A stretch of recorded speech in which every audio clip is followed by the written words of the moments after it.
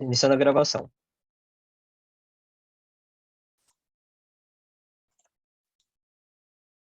Pedro, está mutado. Bom, pessoal, então, mais uma vez, iniciando, boa noite a todos, muito feliz de estar com vocês em mais um webinar do Hub da Gestão, em que, no webinar de hoje, a gente vai estar tratando da importância de um programa de compliance junto às empresas. E eu vou começar fazendo uma analogia, por incrível que pareça, com um time de futebol. Um time de futebol tem uma defesa, uma linha de defesa para evitar de tomar gols. E essas pessoas têm as suas competências como zagueiros, como laterais, e são treinados constantemente para não deixar o adversário passar e fazer o gol. Quando a gente fala em compliance, a figura é muito parecida. O compliance é uma linha de defesa das empresas para que elas evitem de sofrerem perdas de imagem ou financeiras ou de qualquer espécie junto ao mercado. E essa linha de defesa é composta de diversos elementos em que talvez um dos principais ou os principais passem pela figura de compliance, passem pela figura de gestão de riscos e passem pela figura de auditoria interna. Existem outros, mas esses eu não vou citar como pontos de destaque dentro daquilo que a gente vai estar abordando inicialmente. A gente vai estar falando mais em compliance e, em breve, estaremos abordando também a parte de riscos e de auditoria interna. No dia de hoje, a gente vai tentar auxiliar no entendimento do assunto compliance, os objetivos que o compliance carrega, os pilares de sustentação, os benefícios que ele provoca, as abordagens necessárias, leis relacionadas, entre outros temas ou outros assuntos associados. E são tópicos que passarão por esse webinar. Agora eu vou pedir para o Thomas explicar para vocês como que vocês vão imputar, como que vocês vão carregar as perguntas que vocês vão fazer ao longo do webinar, e é muito importante que vocês façam essas perguntas, porque a gente vai tentar e vai procurar esclarecer o máximo possível as dúvidas que vocês venham a ter. Thomas, por favor. Obrigado, Pedro. Boa noite a todos novamente. Então, como o Pedro mencionou, durante este webinar, se vocês tiverem algum insight, alguma coisa que vocês tiverem dúvida durante a conversa, por favor, utilizem dentro da ferramenta Zoom esse ícone Q&A, que é Questions and Answers, que seriam perguntas e respostas, né? Então, isso aqui é a forma mais fácil de vocês mandar as perguntas diretamente para os nossos palestrantes. Porque tem gente que manda aqui no bate-papo, só que quando começa aqui no bate-papo, começa a sumir. Então, mas é melhor essa ferramenta do Q&A, que fica mais direto, né? E no final deste webinar, a gente vai colocar uma pesquisa de satisfação, que é uma forma também da gente melhorar mais ainda com relação aos próximos webinars, se a gente ver um pouquinho mais como que vocês estão gostando para os próximos assuntos, tudo bem? Então, seria basicamente isso. Obrigado, Thomas. E agora eu gostaria de falar um pouquinho dos nossos patrocinadores e parceiros, porque graças a eles é que a nossa iniciativa, o nosso propósito está em andamento e tem como foco auxiliar as médias empresas na sua gestão. Então, a gente sempre cita a importância que esses patrocinadores e parceiros têm, e vou citar a figura da Britec, que é uma fintech nacional brasileira, que já está em atuação em 22 países. A Leveros, que é uma sumidade, tem uma importância muito importante no terreno de climatização e energia solar no Brasil. A ACT, que é um time de conselheiros consultivos e ex-alunos da Getúlio Vargas. Estúdio Fiscal, empresa de Porto Alegre, com mais de 6 mil clientes. Agência M é uma agência de marketing digital atuando no Brasil todo, e a Stex, que é uma empresa de consultoria de desenvolvimento empresarial, e finalizando o bloco 1, que é uma empresa especializada em criptomoedas. Então, agradecemos sempre muito ao patrocínio e à parceria dessas empresas que permitem que a gente continue o caminho para atingir cada vez mais o nosso propósito, que sem eles não seria possível. Obrigado, Thomas. Bom, agora eu gostaria de me apresentar. Meu nome é Pedro Ivanov, eu sou o fundador do Hub da Gestão e eu, com mais 7 pessoas, temos tido uma atuação ao longo desses últimos 15 meses, criando um programa de webinars que se iniciou em dezembro do ano passado. Hoje é o 10º webinar e o nosso propósito é terminar o ano com 23 webinars fornecidos ou oferecidos para o nosso mercado. Então, essa é a minha participação e eu gostaria muito que vocês viessem a conhecer a nossa palestrante de hoje, que é a Valquíria. E, Valquíria, por favor, se apresente para que as pessoas te conheçam também. Boa noite, Pedro. Boa noite, Tomás. Boa noite a todos que estão conosco agora e que também vão ouvir mais tarde esse webinar, né? É um prazer estar aqui com vocês. Meu nome é Valquíria Augusto.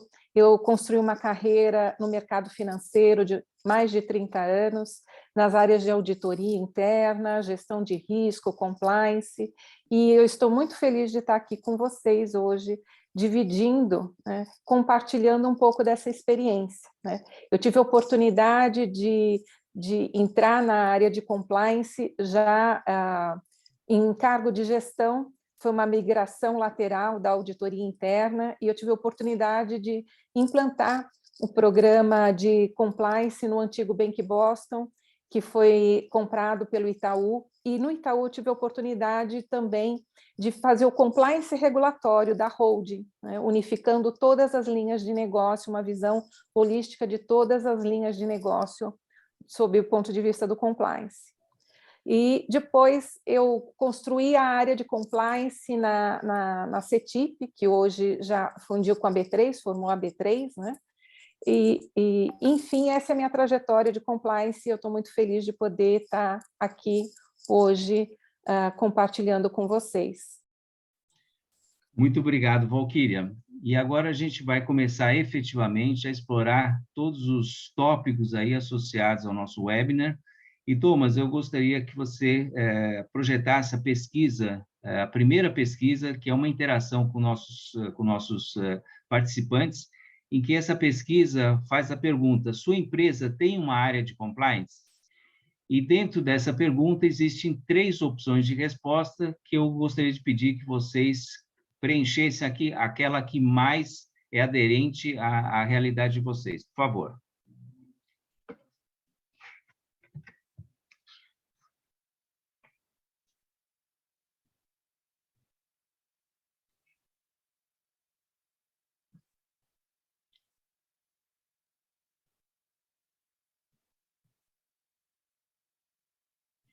Muito bem, já temos a resposta. Então, em ordem decrescente de pontuação, 43% dizem sim, possui uma área de compliance estruturada e independente. 29% diz que sim, possui uma área de compliance, mas não é independente. E outros 29% não têm uma área de compliance. Então, aí, em cima dessa perspectiva, dessas respostas que foram apontadas, eu gostaria de perguntar para a Valquíria, assim, para ela dar uma primeira visão, o que é compliance e no que consiste um programa de compliance. Por favor, Valquíria. Uma definição bem simples do que é compliance, né, do que é a área de compliance, ela busca o cumprimento, né? A tradução de compliance é conformidade. E cumprimento do quê? Das leis, das normas, tanto as regulamentações aplicáveis ao negócio, como as próprias normas internas, né? Mas o compliance, ele vai além disso. Não é só cumprir lei, né? Ele é muito mais abrangente. Ele tem um tom, né? Uma abordagem relacionada com fazer a coisa certa, né? Que vai além do cumprimento da lei. Ele, às vezes, até conflita um pouco com o jurídico, porque ele quer fazer o que é certo, o que é ético, nos negócios, nas relações dentro da empresa e nas relações com as próprias né, as outras partes que são envolvidas, sejam as partes internas, né, os funcionários, sejam as partes externas, os fornecedores, clientes. Ele está muito preocupado com fazer a coisa certa, né? A desenvolver, a construir uma ética baseado nos valores da organização e difundir isso. E isso vai ter um valor agregado para a própria empresa, né? Eu não vou querer adiantar aí as próximas perguntas, vou deixar você chegar, senão eu vou responder tudo da última vez, mas só para ter uma ideia. Então, resumindo, o compliance, ele busca, né, ele estrutura uma função para buscar a conformidade com as leis, com as regulamentações, com as normas internas e com o código de conduta que a própria empresa adota. Valquíria, a gente pode usar toda essa explicação que você deu com uma associação à palavra maturidade de gestão? Sem dúvida, Pedro. As empresas, né, as startups que se iniciam, elas buscam muito a questão do desenvolvimento do negócio, né, colocar o negócio funcionando, né, demonstrar esse valor agregado e começar a adquirir os seus clientes, os seus usuários. Num determinado momento, a própria gestão, caminhando nessa jornada de evolução, né, de maturidade, de governança, ela vai sentir a necessidade de ter uma área estruturada apoiando ela nessa jornada de governança, né? E o compliance é uma função de governança, específico para lidar com o risco de compliance, que é o risco regulatório, né, o risco legal, e envolve muito o risco de reputação, né, que é primordial para a perenidade das empresas. Obrigado, Valquíria. Tomás, vamos para a pesquisa de número 2, por favor?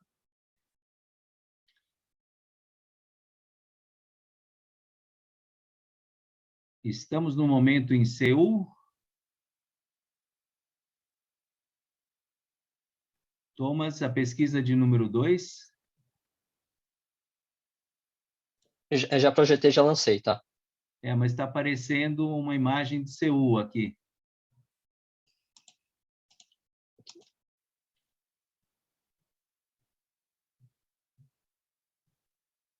Aqui está aparecendo normal. Que interessante, aqui para mim não. Mas, enfim, vamos, deixa eu ver se... E foi só no meu note mesmo, então foi um problema meu aqui. Mas, de qualquer forma, essa pesquisa de número 2 carrega uma pergunta que é quem é responsável pelo compliance na sua empresa? Nós temos 4 opções de resposta, por favor, coloquem ou assinalem aquela que vocês se sentirem mais à vontade e mais aderente à resposta. Obrigado.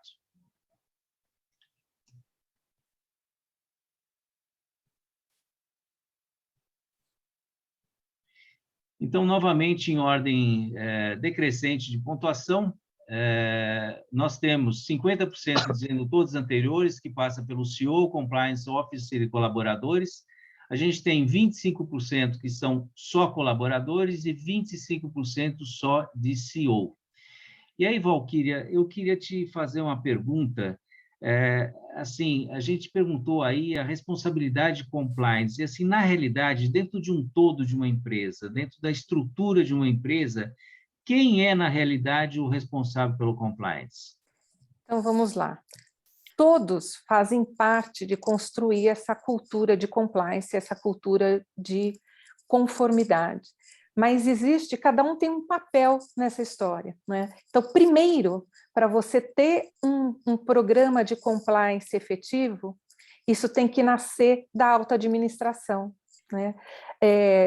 Então, independente do tamanho e do porte da empresa, o seu presidente, o diretor, se você já tiver um conselho consultivo, enfim, nascendo do teu órgão de governança máxima, que sejam os sócios, né, que seja o presidente, independente de quem o seja, essa pessoa que está neste posto maior, né, que dá as diretrizes estratégicas da empresa, essa pessoa precisa querer ter um programa de compliance, ela precisa sentir essa necessidade, porque sem esse apoio da alta liderança, é muito difícil implantar um programa efetivo. Vai ser uma coisa só de prateleira para tirar foto, né, para dizer que tem, mas de fato não tem. Né? Então, primeiro, precisa ter este apoio e este querer, né, de verdade da alta administração. E depois você vai ter alguém responsável, né? Quem que é o oficial de compliance, né? O gestor da função de compliance? É alguém que vai funcionar como um facilitador dentro da área para definir o programa, definir estratégias, abordagens, prioridades, para estar organizando isso dentro da instituição. Mas sozinho, ele não vai fazer compliance. Ele vai precisar de todos os colaboradores da instituição. Né? Cada um precisa realmente viver essa cultura de conformidade, enxergar nisso um valor para dentro da empresa e para o convívio, né? Com os colegas, com o convívio com as partes interessadas da empresa, né? Os clientes, fornecedores e todos, né? Envolvidos. Então, eu entendo que dentro da resposta que foi dada, de 50%, são todos eu fico muito feliz.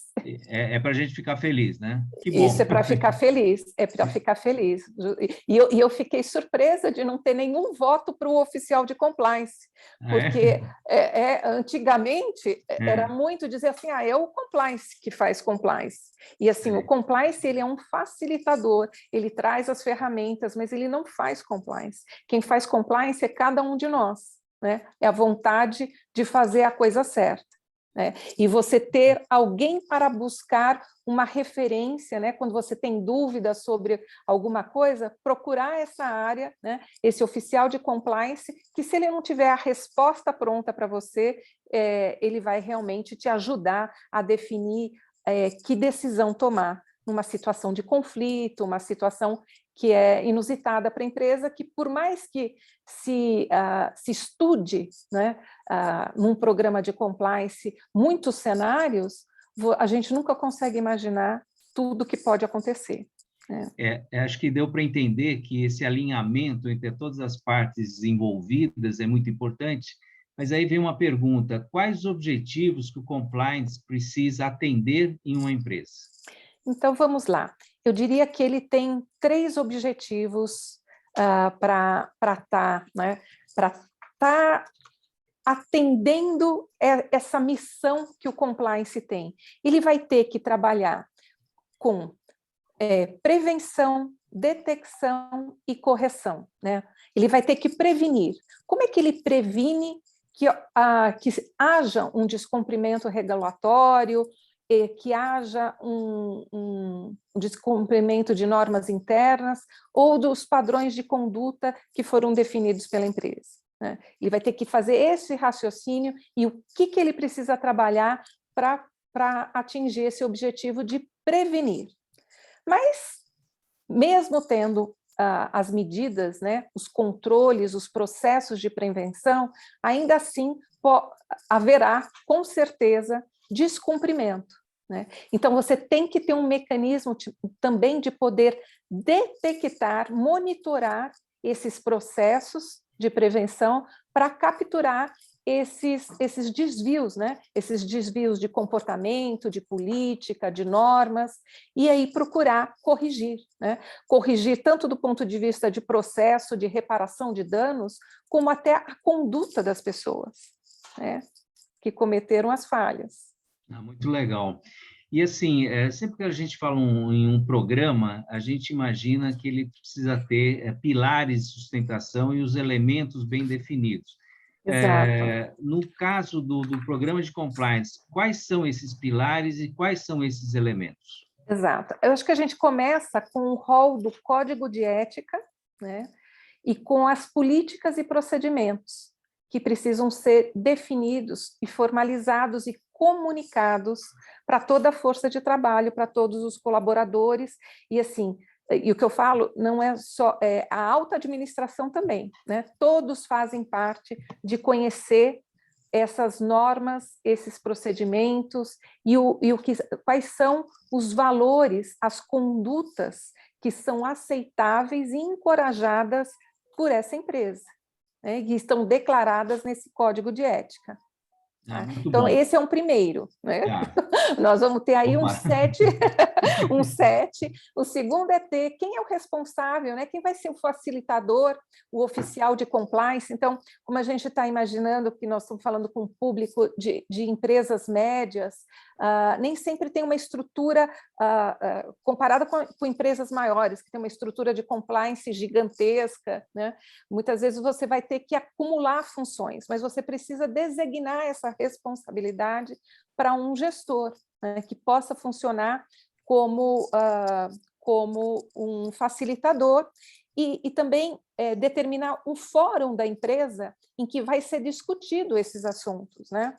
Ou um comitê de ética, ou um comitê de riscos, ou enfim, um comitê dentro da estrutura da organização, sempre reunindo esse oficial de compliance, sempre reunindo a alta administração e a pessoa responsável pela gestão de pessoas, né? A participação mínima dessas 3 áreas, né? E quando a gente fala de prevenção, nós falamos de uma questão de educação e de treinamento muito forte. Esse, então, é um pilar muito importante para o compliance, porque ele vai ter que trabalhar na educação, né, toda nessa parte de educação e de treinamento, para a conscientização das pessoas do que é compliance, de quais são as normas ao qual o negócio está, né, está sujeito e precisa cumprir, né? Quais são as condutas desejáveis. Então, existe uma necessidade muito grande de treinamento e de educação. E, né, vai precisar ter processo para cumprir essas exigências, né? Quando a gente está falando de lei, de normas, você fala, bom, eu tenho as leis, eu tenho obrigações que estão lá, que precisam ser cumpridas, né, nessas políticas, nesses procedimentos, e eu preciso, então, ter controles para assegurar que esses requisitos, né, essas obrigações, sejam cumpridas no prazo e dentro do padrão que é esperado, né? Então, você precisa ter processo, precisa ter controles e precisa ter um monitoramento de realmente se isso está sendo cumprido ou não, aí você já começa a detecção, né, de ver o que está entregue fora do prazo, ou não foi feito, foi esquecido, né? Então, você começa a ter uma parte de monitoramento, não só dessas questões das obrigações, mas da própria parte de conduta. Será que as pessoas estão agindo de acordo com aquela conduta que é esperada e que foi definida pela empresa? Então, esse é um outro pilar importante, né? E que inclui também o próprio monitoramento da área de compliance e a própria revisão pela auditoria interna do programa de compliance, para ver o quanto que ele é efetivo, abrangente e está funcionando bem, né? E você precisa, sem dúvida nenhuma, ter uma questão das medidas, eu não gosto de chamar de medidas disciplinares, eu gosto de chamar de medidas educativas, né? Que vamos partir do princípio que a maioria das pessoas é boa, né? É do bem, né? Quer fazer o bem, quer fazer a coisa certa, mas que existe, às vezes, alguma falha, um deslize, uma coisa involuntária. Então, você precisa ter uma medida educativa. Óbvio que a minoria, né? Tomara que não haja, mas a gente tem visto, né? Comete crime, né? E aí isso já não é uma falha involuntária, não é uma vontade de acertar, foi uma coisa premeditada, intencional, e que causou um dano para a organização, causou um dano atingindo as partes internas da empresa e as partes externas que estão relacionadas. E aí isso realmente precisa ter uma medida que eu não gosto de usar o termo punitivo, mas tem que ter alguma coisa de disciplina, porque você não pode encorajar o erro. Veja, você vai ter lá um código de ética, uma norma, dizendo algumas coisas, e quando as pessoas violam essa conduta né, que é desejada pela empresa, que está declarada no seu código de ética, tudo que é permitido, os processos que estão definidos, as alçadas que estão definidos em políticas e procedimentos, quando elas são violadas, se você não toma uma atitude, é melhor não ter nada escrito. Né? Nem comece um plano de compliance, porque é muito chato você ter uma violação e não ter nenhuma atitude por parte da empresa com relação a isso. Né? Então, de novo, a gente volta lá para a educação e nos extremos, né, de isso se constituir realmente um crime, né, sempre tem que estar muito atrelada com a gravidade do impacto que ocorreu essa violação, né? O que ela gerou e a intenção de quem cometeu. Aí você precisa, no extremo, chegar até uma demissão e às vezes até por justa causa. Né? E a gente pode dizer que nesse todo, se o trabalho for bem executado, na realidade a gente tem como consequência, como resultado, a mitigação de riscos dentro da empresa, né? Mitigação de risco, sem dúvida nenhuma, né? Acho que é um primeiro objetivo, mas você tem, isso influi muito na reputação da empresa, né? No ambiente, no clima. Veja, um ambiente respeitoso, um ambiente que as pessoas se respeitam, respeitam o cliente, respeitam a sociedade de um todo, né? É um ambiente gostoso de se trabalhar, é um ambiente gostoso de se conviver. Então, isso você acaba criando valores, né? Você atrai talentos, né? Você retém talentos, você fortalece a tua marca, fortalece a tua competitividade perante os teus concorrentes que talvez não tenham esse cuidado, né? O compliance está muito relacionado com cuidado, né? O cuidado que você tem, o respeito que você tem com todas essas partes. Então, é sempre uma área que eu descobri aí já no meio da carreira e que eu me encantei justamente por causa disso, porque ela tem um significado muito grande de você a tua participação em construir uma sociedade melhor, mais justa, né? Cumprindo, respeitando o teu cliente, respeitando o teu funcionário, respeitando o teu colega, respeitando a sociedade, o meio ambiente, enfim, né? Você protegendo tudo isso. Né? Então, é esse espírito, né? É essa cultura que precisa estar dentro de um programa de compliance. E olha, isso daí, o que você me disse, o que você acabou de colocar para nós agora, Eu vem acho que eu já muito de... respondi Não, a vem próxima muito, pergunta. vem muito de encontro a uma coisa que eu sempre costumo dizer, tudo isso que se aplica a uma empresa também se aplica à nossa vida pessoal, tá? Sem dúvida. Nos faz melhores junto à empresa ou dentro do ambiente da empresa, mas junto à nossa relação humana como um todo também, tá? Bom, aqui a gente pode gastar um barril de chopp conversando sobre isso daí, mas Sem a gente dúvida. tem que dar sequência aí para responder as outras perguntas. Então, vamos à próxima aí. Thomas, por favor, você pode chamar a terceira pesquisa? Essa pesquisa traz a pergunta: qual é a sua percepção de benefício de uma estrutura de compliance? E assim, tem uma série de opções de resposta. Coloquem aquela que vocês mais acreditem que é uma força dentro dessa estrutura do benefício.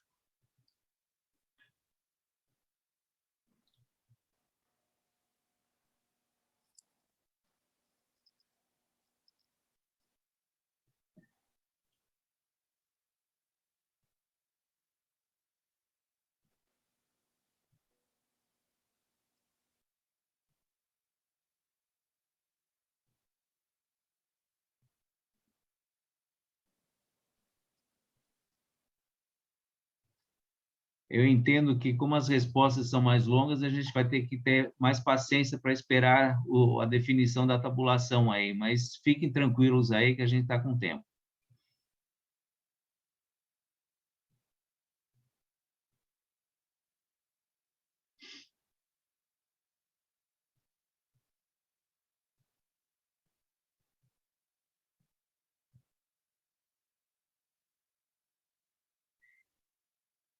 E, Valquíria, é um bom sinal que o pessoal está refletindo bastante sobre as respostas. Isso é bom, hein? E vamos lá. Agora, novamente, em ordem decrescente de pontuação. 54% apontaram que demonstrar aos colaboradores de demais partes interessadas a sequência aí da opção. Aí temos 31% dizendo que criar base consolidada e centralizada da regulamentação. 23% dizendo reduzir a exposição ao risco de multas e penalidades, etc., etc., e 15% a identificar e prevenir conduta criminal e antiética. Em relação a essa pesquisa e as respostas dadas, a pergunta que eu teria que fazer é: que benefício uma estrutura de compliance traz a uma empresa? Então, Pedro, eu dei um spoiler na pergunta anterior, né? Já falando bastante sobre os benefícios, mas eu fico muito feliz de ver o resultado da pesquisa, porque, veja, 54%, todas estão corretas, né? Todos os itens que estão citados nessa pesquisa são benefícios que o compliance traz, todos eles. Mas eu vi que, assim, o público está muito alinhado com o que nós estamos discutindo, e até com o spoiler que eu dei antes de vir a pergunta, né?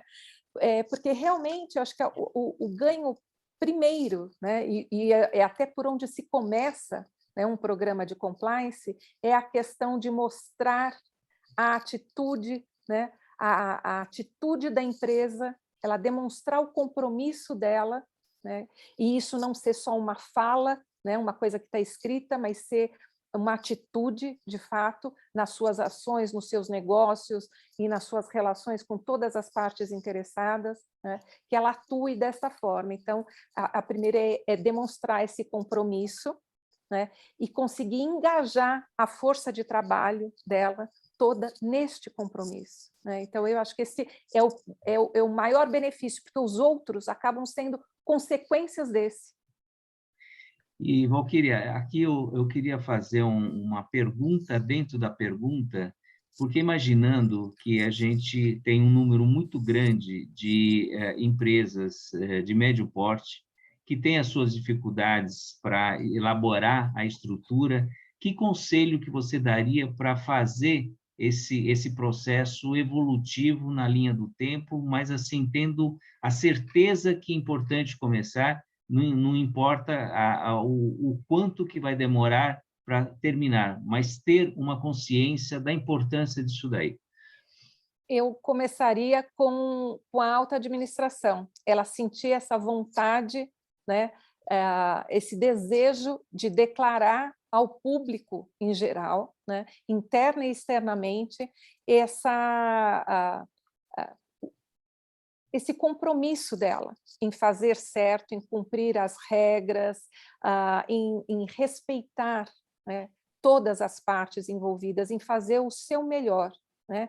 Todos cometem erros. O importante, por isso, é você conseguir corrigir, mas você não voluntariamente causar um mal, fazer uma coisa para o mal, né, para o teu cliente, para levar vantagem. Isso é imediato, é não pensar na continuidade e na perenidade da empresa. Então, eu acho que se a alta administração, né, ali o sócio, o presidente, já tiver esse modo de pensar e de refletir, e ele começar a trabalhar com a equipe de gestão que ele tem, né, para construir né, esta declaração de uma forma formal, num código de ética, que pode e deve ser simples, linguagem simples do que ele espera, para ele fazer esse primeiro pronunciamento de declarar no que ele acredita, o que ele espera de comportamento dessa força de trabalho, desses parceiros com quem ele trabalha, né? E o que é inadmissível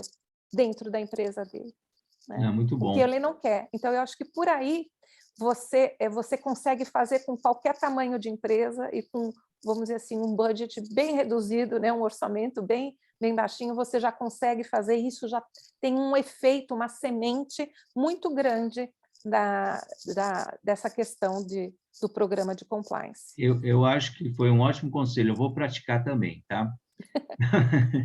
Então, uma próxima pergunta. Quais são as principais abordagens de uma área de compliance? Então, sempre pensando, né, da gente trabalhar naqueles aspectos de prevenir, detectar e corrigir, se começa para você fazer essa declaração, né, da conduta, né, quais são qual é o comportamento que se espera deste colaborador, desse parceiro que está atuando dentro da empresa. Eu acho que se começa a realmente falar do código de ética, as políticas que você precisa formalizar, né, a parte de como é que você... as políticas que te suportam nos teus negócios, as autoridades, as questões de compras, de contas a pagar, que você começa a colocar algumas regras, né? Os fornecedores com quem você vai trabalhar, que tipo de pessoa que você está buscando. Então, eu acho que começa a trabalhar na formalização, né? Primeiro você pensar, fazer toda a ideação do que você quer e depois colocar isso numa forma de um código de ética, nas políticas, nos procedimentos. Eu acho que essa é uma primeira abordagem. Você está sempre pensando em evitar o conflito de interesse, então, sempre que possível, eu sei que as estruturas menores é mais difícil você ter uma completa segregação de função, você vai ter conflitos de interesse, mas você conhecendo esse conflito, o que você pode fazer para minimizar este conflito, mitigar esse risco de que, por haver esse conflito, se faça uma decisão não tão boa para a empresa, né? Então, eu acho que tem que se pensar nisso, tem que se pensar na parte de confidencialidade. Hoje a gente tem uma lei toda voltada para essa questão de proteção de dados, não é? Mas a gente tem que pensar nessa questão de confidencialidade, de ter esse pensar, né, esse modo de enxergar que o que tem dentro da empresa é uma propriedade intelectual da empresa, né? Esses dados têm que ser protegidos, esses dados não podem ser copiados, podem ser levados, né? Tem toda uma lei, mas tem um espírito atrás dessa lei, né? Que está falando de novo do quê? De respeito, né? Sem De dúvida. respeito aos dados das pessoas, respeito à concorrência, respeito a você ter os dados, né, de que a empresa construiu, né? Então, assim, a tua experiência está aqui dentro da sua cabeça. Você quer ir para um concorrente, quer fazer uma concorrência, ótimo, mas você não pode, né, se apropriar daquilo que é propriedade da empresa, né? Então, eu acho que são coisas importantes, os parceiros com quem você vai se relacionar, com quem você vai fazer negócio, parcerias, né? Você se preocupar com os teus fornecedores, enfim, tem uma série de coisas para se preocupar também, a questão de fraudes contábeis, né? Você ter um canal de denúncia, porque é importante que você tenha um monitoramento, mas também que você tenha um canal interno e externo que você possa capturar essas violações, né, de tudo que a empresa está fazendo e que parece que não é... porque, óbvio, quem vai denunciar está entendendo que aquilo é errado. Não necessariamente é.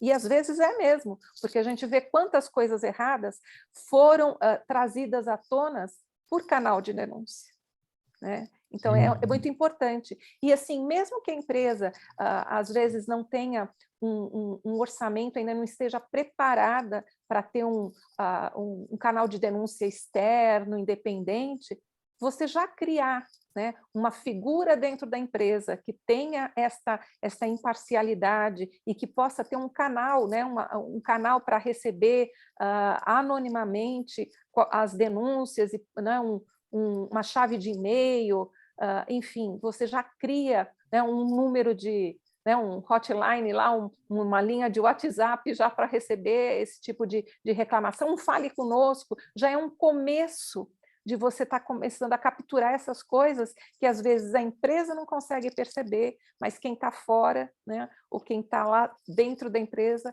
já consegue ver alguma coisa e precisa encorajar esse comportamento de você fazer essas denúncias, né? E, de novo, né, eu vou falar de novo, vou falar muitas vezes hoje ainda sobre o treinamento e a educação, porque tudo isso faz parte de um programa de Essencial, né? Exato. Você não consegue implantar um programa se você não começar a discutir esse assunto, como a gente está fazendo aqui hoje, né? Levar essa conversa para dentro das empresas, né? A todos, né? Atingindo a todos novamente, né? E, Valquíria, agora eu vou pedir até para você colocar de uma forma mais resumida aí, porque algumas coisas você já respondeu daquilo que é a minha próxima pergunta. Você está lendo minha mente e já está respondendo, tá? Então, vamos lá. Quais são as principais leis que devem estar no radar de uma área de compliance? Tá? Então, olha, eu já citei aí a Lei de Proteção Geral de Dados, então não vou comentar dela, eu vou comentar de outras que eu acho importante. Primeiro, né, eu vou fazer uma pequena introdução falando da matriz regulatória, né, porque a empresa ela precisa conhecer o universo de leis a que ela está sujeita. Dependendo da indústria em que ela está, da forma como ela atua, ela precisa conhecer. Como é que você vai cumprir uma coisa que você não conhece? Né? Então, eu acho que essa é a primeira coisa, de você ter aí um inventário dessas leis, né? E pensar dessas leis, né? Quais são as obrigações, quem são as áreas que estão responsáveis por esse cumprimento, os prazos, porque aí você consegue já criar um monitoramento. Mas as leis que eu destacaria é a lei de empresa limpa, né? Anticorrupção, que é uma lei lá de 2013, que já veio criar essa responsabilidade das pessoas jurídicas sobre os atos, né, que ela comete, ilícitos, e em consequência disso, né, se criou, né, o programa de integridade, o programa de conformidade, o programa de compliance, né, como um atenuante, né? Quer dizer, uma empresa que adota um programa de compliance nunca vai ter problema? Vai ter problema, né? Mas se ela mostrar que ela tinha um programa, ela fez o treinamento, que isso foi um caso, né, específico, né, pontual, né, que ela não encoraja esse tipo de comportamento, ela pode ter uma redução da pena dela, né?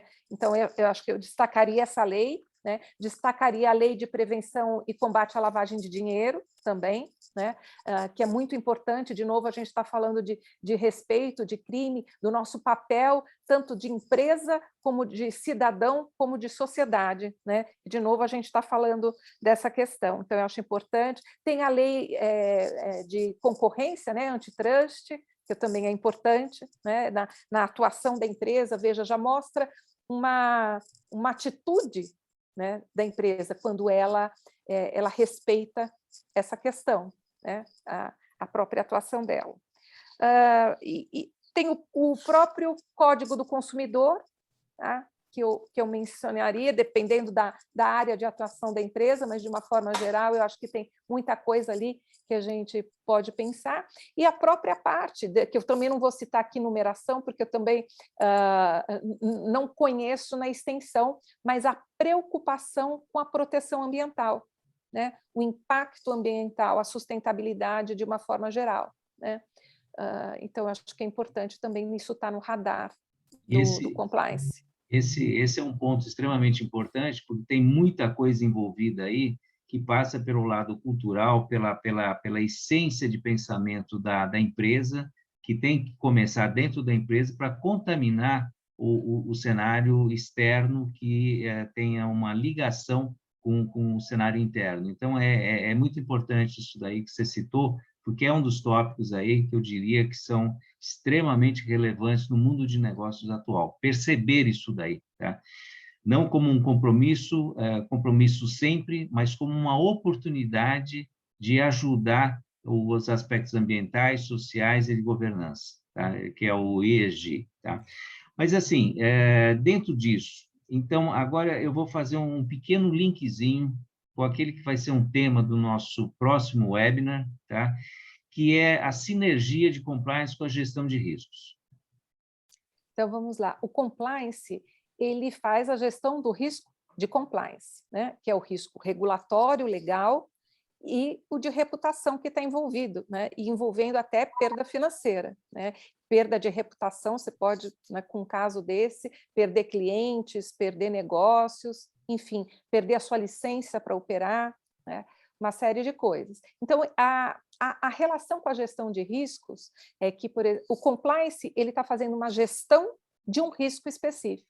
E a gestão de risco, ela abrange outros tipos de risco. O risco estratégico, que não está aqui dentro do risco de compliance, né? O risco de mercado, de crédito, enfim. Há outros riscos que a função de gestão de riscos, né? A área de gestão de risco, ela tem uma visão mais abrangente, né, de todos os riscos. De novo, não é ela que gere tudo sozinha, mas ela tem ali, né, os esforços espalhados para que todos esses riscos estejam geridos. Agora, a ferramenta que se usa, ela é a mesma, porque, veja, quando você fala do risco de compliance, você vai ter que avaliar quais são os riscos de compliance, quais as leis que eu tenho que cumprir, né? O que está nas minhas normas internas, o que está no meu código de ética, o que vai acontecer, o que vai acarretar para a minha empresa se eu descumprir essa lei, essa norma, né? Então, você já tem os riscos identificados e quando você consegue ver qual que é o impacto, né, a sanção que pode ter para a empresa decorrente daquele descumprimento, você já tem uma graduação de risco. Então, você consegue usar uma matriz de risco, né, comum para a gestão de todos os riscos, ter uma linguagem única dentro da empresa, ter uma régua para classificar, graduar esses níveis de risco com os mesmos pesos, né, usando o mesmo impacto e probabilidade para você conseguir chegar num risco final que seja uma linguagem comum dentro da empresa, e você tem todos os riscos num local único, né? E você consegue implementar esse monitoramento de controles internos, não só para o risco de compliance, mas para todos os outros riscos. Então, eu diria que é um substrato da gestão de risco de uma forma geral, e que você pode aproveitar e tem muita sinergia, porque não dá para ter duas coisas, principalmente se você imaginar nas estruturas mais enxutas, como é que você vai fazer isso, né? Vai ter duas metodologias distintas, né? Que não tem uma linguagem comum, não tem um dicionário comum, aí é muito difícil, né? E aí fica muito difícil para você engajar as pessoas, porque elas vão perceber muito mais trabalho e burocracia do que o valor agregado, né? E ela tem que enxergar o valor agregado, que aquilo vale a pena de ser feito. Eu estava até com vontade de fazer uma consideração, mas vou deixar para o próximo webinar aí, porque a gente já está começando a ficar apertado no tempo, tá? Mas eu prometo fazer a colocação aí, vou cobrar isso aí de você, tá, Valquíria? Combinado. Bom, um outro ponto, que ligação tem o Código de Ética e de Conduta com essa figura de compliance aí? Tá? Tem tudo, né? Essa eu vou responder bem rapidinho, porque tem tudo, e eu acho que a gente já falou bastante sobre esse aspecto, né? Claro. Ele é a declaração, né? A declaração formal, interno e externamente, do qual é o comportamento esperado e daquilo que realmente é inadmissível para aquela empresa, o que ela não vai admitir de forma alguma. Então, ela tem tudo a ver com o programa de compliance. E em relação a essa pergunta, a gente está falando de pessoas, de um lado, e está falando de regras estabelecidas do outro, que estão contidas dentro do código. Tá? Em casos de infração, como que você enxerga? É uma coisa que sempre é educativa, a correção, procurando a correção do erro, ou, em algumas situações, ela tem que ser punitiva? Então, Pedro, tudo vai depender, vai ser relativo ao impacto, ao dano, né, que esta violação ocasionou, né, tanto interna como externamente, e também a motivação da pessoa, se foi um desconhecimento, se foi uma coisa pontual, que não tem, vamos dizer assim, um impacto tão grande. Agora, em questões de quando você fala foi intencional, fez um mal, né, impactou a imagem da organização, a continuidade da organização, fez um crime que não era, em que a empresa não era conivente, né? Foi uma coisa de uma pessoa de lá de dentro, mas não da empresa como um todo, né? Então, aí tem que ter uma outra medida, né? Realmente você não vai querer esta pessoa trabalhando com você, né? Dentro da tua empresa, porque ela está desalinhada com os teus valores, com os teus princípios, né? Então, você vai chegar à demissão. E se você Perfeito. tiver as provas suficientes, até por justa causa, né? Muito bom. E agora, para finalizar aí as perguntas, né? Eu acho que a última, deixa eu ver se eu tenho mais alguma aí. Ah, não, tem mais uma. Mas só para fazer um link com mais um webinar que a gente projeta fazer para o futuro, como que essa parte de compliance se relaciona com a auditoria interna e externa de uma empresa? Então, eu gostaria primeiro de diferenciar que o próprio compliance ele faz uns testes de conformidade, né? Para acompanhar, para fazer esse monitoramento de que aquilo está sendo cumprido, né? E capturar essas violações. Então, esses testes são feitos como segunda linha de defesa da própria função do compliance. Mas o programa de compliance em si, ele é sujeito à auditoria, à revisão, à avaliação da auditoria interna, como as outras áreas, as outras funções também não são, né? Não é privilégio do compliance, mas a auditoria interna ela faz uma avaliação tanto do contexto de como que esse programa está disseminado e realmente está incorporado, o quanto as pessoas conhecem, né? Como os controles estabelecidos, se as normas estão identificadas, se essas obrigações estão identificadas. Então, ele vai percorrer a parte de educação, de treinamento, se atingiu todos os públicos, se as pessoas conhecem, fazer perguntas, né, para ver se as pessoas de fato conhecem o que estão nas políticas, o que estão no código de conduta. Então, é uma avaliação independente, né, que te traz realmente uma visão independente sobre a efetividade desse programa de compliance e de melhorias que possam ser feitas, né?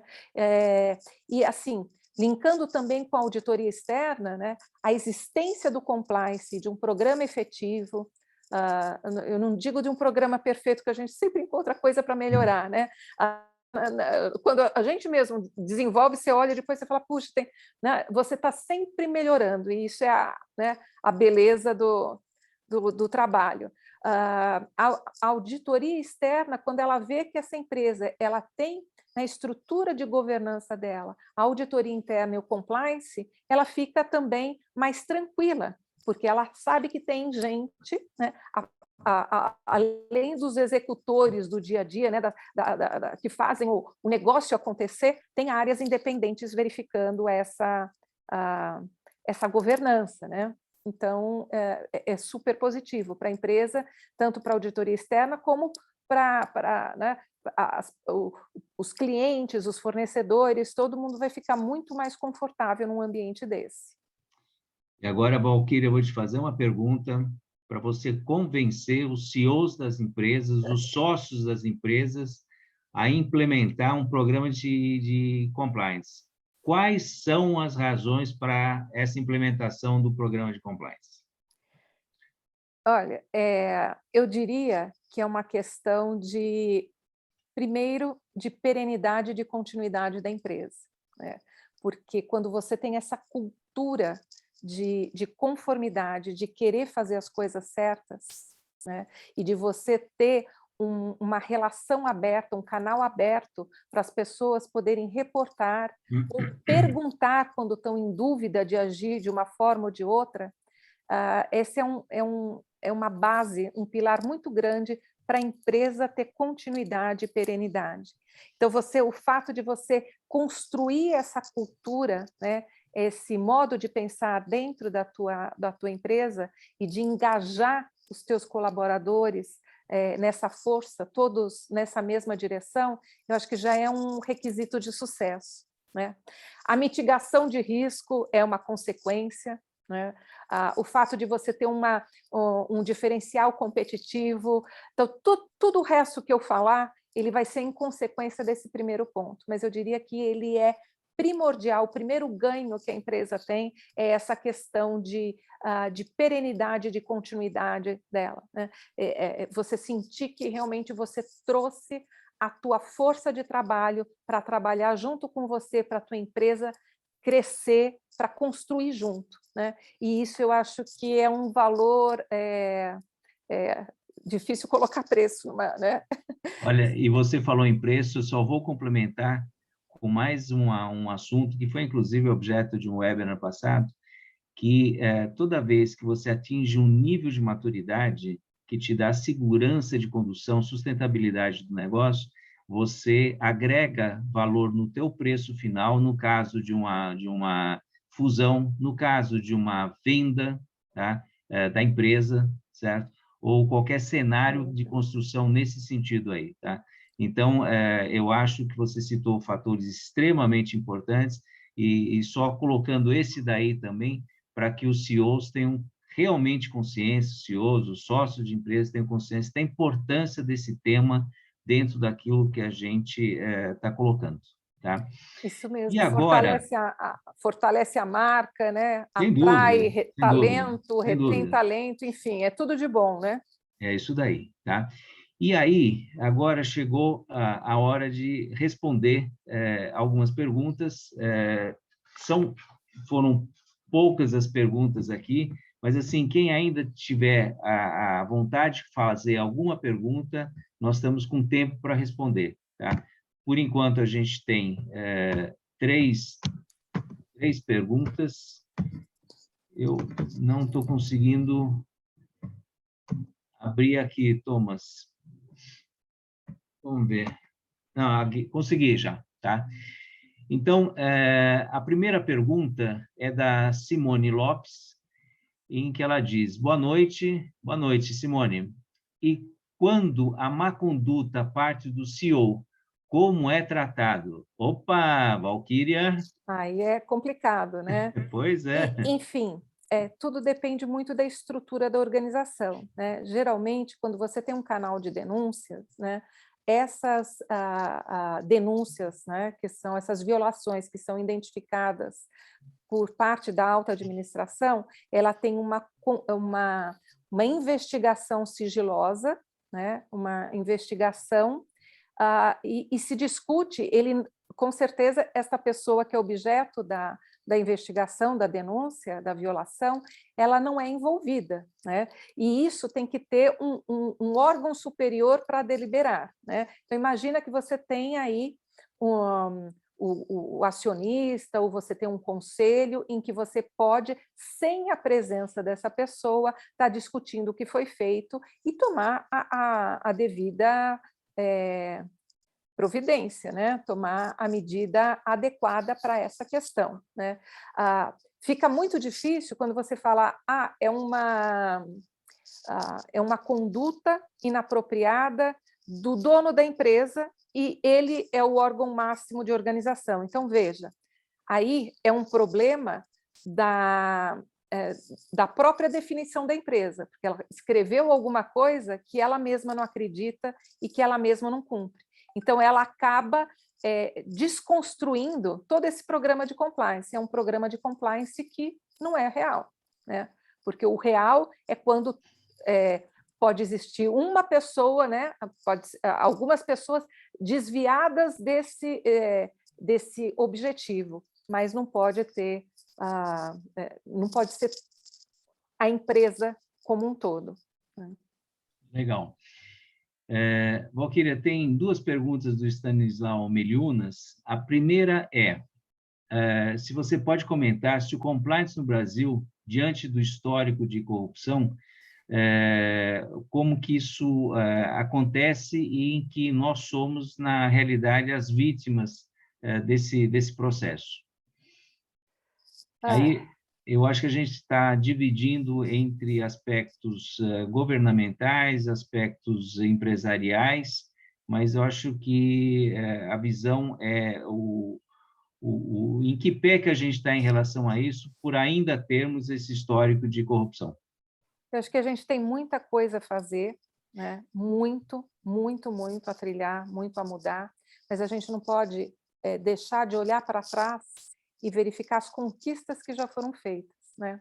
A própria lei de anticorrupção, né? A própria o uso do programa de integridade como vamos dizer assim, um mitigador, né? Uma redução de pena, porque mostra a tua boa intenção em fazer a coisa certa e que você teve ali alguém que estava desassociado, desalinhado dos teus valores, dos teus princípios e acabou cometendo uma coisa errada. E aí eu falo, tudo começa com as pessoas. Por isso que eu acho importante essa educação, porque se você transforma né, de dentro para fora, cada um dos indivíduos, e a gente vai contaminando para o bem a sociedade, transformando a sociedade. Né? Hoje ainda nós somos vítimas, né, de pessoas que têm um pensamento diferente. Né? Veja, quando uma própria empresa ela constrói um departamento para fazer a coisa errada, né, o que ela está declarando para os funcionários dela e para a sociedade? Né? Quais são os valores dela? O que ela quer? Né? Ela quer se beneficiar à custa do que e de quem? Né? Então, isso precisa mudar, mas para mudar, precisa mudar as pessoas. E eu acho que o compliance ele tem feito um progresso, né? Tem feito um trabalho muito bacana de conscientização e de mudar esse modo de pensar. E eu acho que quanto mais gente for contaminada, né, com essa cultura de conformidade, de querer fazer as coisas certas, de querer reparar o mal que tenha sido feito, mais ainda a gente vai conseguir, né, reduzir essa questão de corrupção. Né? E tem uma outra pergunta dele, em que ele diz, não há um risco grande desse denunciador acabar sendo demitido, entre parênteses, após um tempo pelo denunciado, o que acaba fazendo com que não haja um engajamento melhor ou maior das outras pessoas? Excelente pergunta, isso foi uma coisa que eu esqueci realmente de citar aí ao longo das respostas, e muito bom pela oportunidade de poder falar agora. Uma das políticas que você precisa ter é a política de não retaliação, ou seja, além de você precisar tomar uma medida, né, educativa ou disciplinar, né, dependendo lá da gravidade, para você mostrar que realmente o seu programa é real, né, não é um papel que está publicado lá no website da empresa, você precisa proteger essa pessoa que chegou, né, a contar. Então, assim, quem vai receber essa denúncia precisa ser uma pessoa de altíssima confiabilidade, imparcialidade, precisa ter uma ética, né, muito forte e reparável para receber, manter a confidencialidade dessa pessoa, o anonimato, né, e ser justo, né, apurar o fato de verdade, né, muitas vezes é um equívoco, né, eu já cheguei em investigações que realmente não era nada errado, né, que estava tudo em conformidade, né, era uma visão talvez distorcida da pessoa que foi o denunciante, mas várias vezes também essa denúncia está correta. Então você tem que ser justo, você tem que ser apurar imparcialmente, né? Quem vai cuidar disso precisa ter de uma integridade e pode ser até um terceiro, né? E até quando você não tem a qualificação técnica, quando você vai contratar alguém de fora para fazer uma investigação mais apurada, dependendo do que se trata, né? Então, ter essa humildade de quando você precisa de uma ajuda externa para realmente avaliar aquele assunto e tanto aplicar a disciplina como proteger quem denunciou, porque quem denunciou ele tem que ser valorizado, encorajado no comportamento dele. E se isto não acontece, realmente você inibe que outras pessoas façam, elas vão ver as coisas erradas e não vão denunciar, não vão reportar, comunicar. E isso também interfere em toda a efetividade do programa. Tá? Então, precisa ser muito bem cuidado esse assunto. Legal. E, Valquíria, tem uma pergunta do Diogo aqui que é interessante, porque a gente falou muito da importância do compliance na mitigação de riscos. Ele está invertendo a situação. Qual a importância da gestão de riscos para o compliance?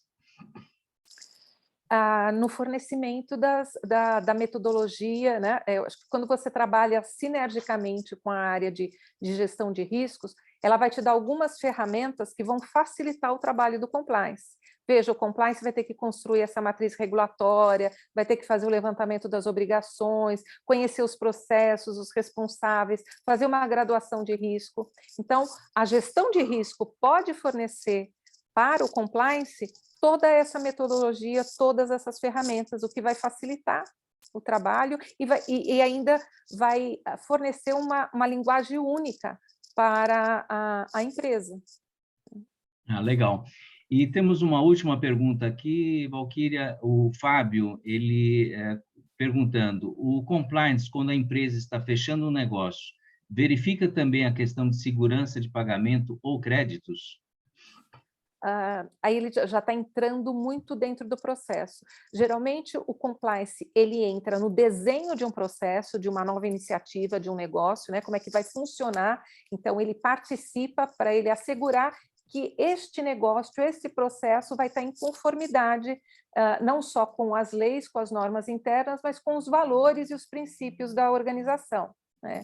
Então, é importante, mas pontualmente no crédito, pontualmente no pagamento, não, mas ele pode assessorar esses processos de pagamento, né, e de avaliação para que o desenho dele,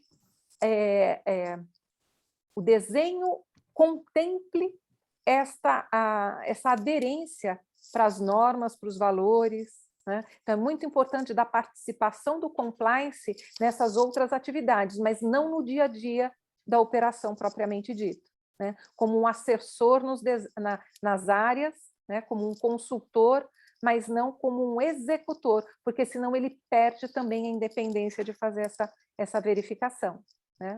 Uma vez definido, tem que ser cumprido.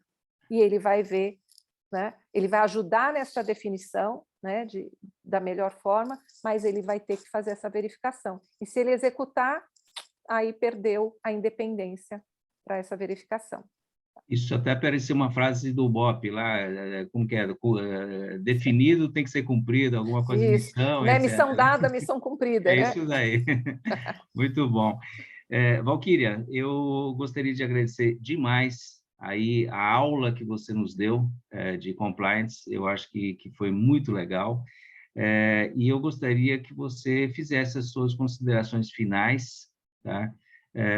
Para todos nós aí.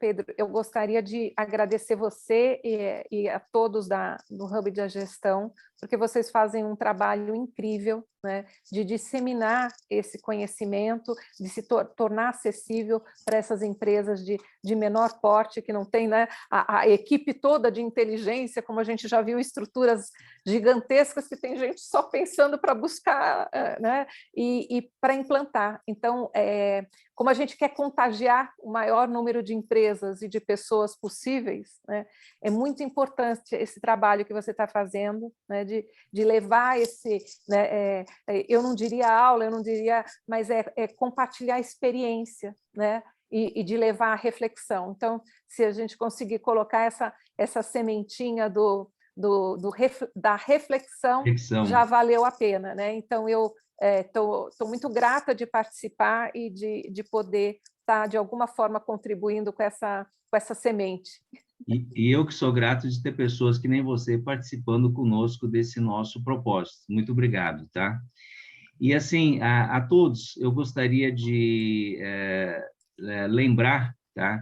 Que, para quem quiser ver novamente o webinar, ele vai estar disponível em 2 ou 3 dias, no máximo, dentro do nosso canal no YouTube, que é do canal do Hub da Gestão, ou dentro do nosso site, que é o www.hubdagestãosemotio.com.br, acionando a aba Webinars, que vai estar disponível a gravação para vocês reverem ou relembrarem aquilo que foi dito a vocês. E a gente sempre pede, nós dependemos muito de vocês, da divulgação de vocês, do crédito que vocês nos dão, para que, através de 2 meios, o primeiro sempre a resposta à pesquisa de satisfação, que está aí disponível para vocês tocarem aí o formulário, enfim, responderem o formulário. E outro ponto de nos seguirem nas mídias sociais, as principais aí são o LinkedIn, o Facebook e ainda o Instagram, para que a gente ganhe corpo cada vez mais e possa contaminar cada vez mais um conjunto maior de pessoas para fazer esse trabalho, que é o nosso propósito, que a gente sempre conta de pessoas que nem a Valquíria para nos ajudar com a qualidade do conhecimento e da experiência que tem dentro dos nossos temas. Muito obrigado a todos, assim, de coração agradeço demais a participação de vocês. A você, não tenho nem palavras, Valquíria, mais uma vez, muito obrigado. Espero contar com vocês nos próximos 2 webinars que ainda vão tratar desses assuntos e que a gente continue trocando experiências e conhecimentos para favorecer a maturidade das empresas brasileiras, que é um aspecto muito importante. Um grande abraço a vocês e boa noite a todos. Tá? Boa noite a todos. Tchau, tchau. Thomas, a você também, muito obrigado pela ajuda. Sem dúvida. Muito obrigado, Pedro.